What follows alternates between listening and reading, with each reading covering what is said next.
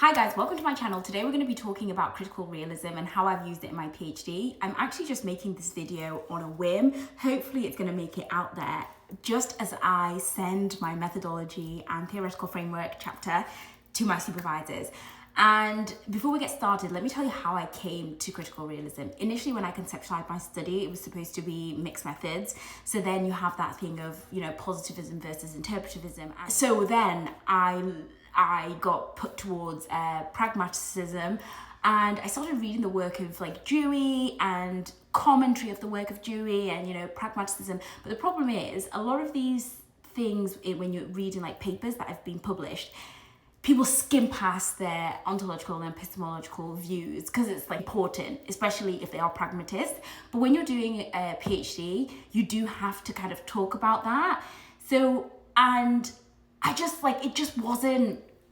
it wasn't doing what I needed it to. I kept finding myself almost plumping up my research question to please people, even though I knew my research question was being led by a grand tour question, but essentially I didn't realize I was a critical realist until I found critical realism, because really what I was trying to understand is what is going on in society to make people do this thing, and what are the structures that are there, and how do they interact with people and their agency in order to kind of explain or to give us a bit of an indication of why people do this thing, right? Yeah.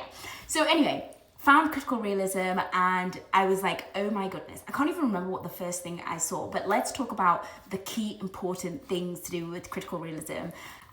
If you're new here, I'm Lynn. I'm more active on TikTok, but I am trying to move here and do long form videos, right? And also so you can get to know me, which you don't really get to do that much on TikTok. So anyway, follow me here or subscribe here, follow me on TikTok, find me on Instagram, whatever. Okay, so let's talk about the ontological basis of critical realism. Leans towards a positivistic type in that it has a realist ontological view, which is yes, there's a real reality out there somewhere that exists, rather than thinking that reality is just something that we constantly construct or interpret. There is something that's away from us that exists. Now, how I was able to reconcile this with my own beliefs is through the stratified ontology of that Basker brought up. So if you want to read more about that, accessible things are a paper by Fletcher, a paper by Wilshire and Ronkin, which is a paper on thematic analysis, but they go through their kind of they talk about the strata of ontology. And then also I'm trying to think, there's something else.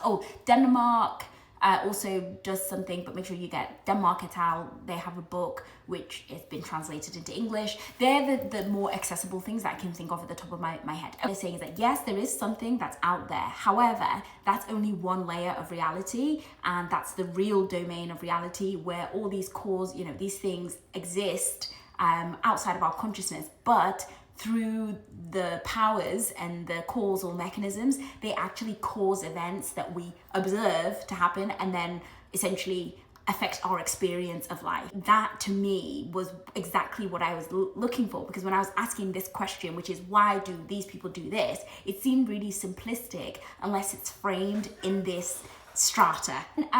Also has some other things such as the epistemological fallacy, where it says actually you have to separate reality and our knowledge of it, or reality and our experience, because if you conflate those two, it's really what we see, what we experience is not what's out there, and we have to always accept that it's a mediated version of reality. So that was, again, all of this is, like Basker says, I think he calls it sophisticated common sense. So that's something I really love. And then on the epistemological side, you'd expect that something that's realist to then be have an objective epistemological stance, but actually it has a relativist and mild constructivist. So this is about knowledge, seeking knowledge, how we come to know, rather than what we can know is what we see with our senses. It does acknowledge that there is a form of construction, context, and all those things are important, which to me again feels like common sense.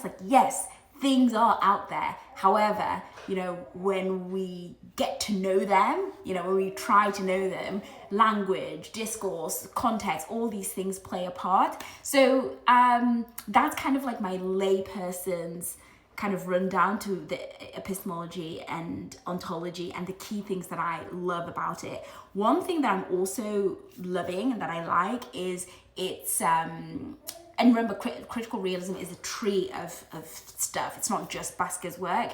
So how it talks about the role of agency and structure, or the role of agency in society. So rather than thinking that, you know, structure is out there and it's imposing all these forces on us and we don't have agency, or that purely as agents we construct what's out there, it has this dialectical relationship where structure and agency are continuously affecting one another, and the way that we essentially, to what extent we can exercise our agency is based on the structures or society and the conditions which allow us to do certain things but not do them. But insofar as we keep kind of interacting with those structures in society, over time we either reproduce the structure or the structural norm, or we transform it. And again, to me, this seems like common sense. What I just love about critical realism is the direction of the discourse when it comes to this, because everybody else is going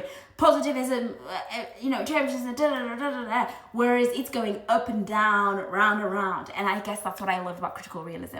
I hope that this video is going to make it out, because like I've just done it on a whim because I've been saying I'm going to do this video, and hopefully it's worked. Hopefully I'm even in focus. If you've enjoyed this, let me know. Are you going to be using critical realism in your PhD or your master's? Let me know if you want to know exactly what elements of critical realism I've used in my PhD. And happy whatever day it is when you watch this.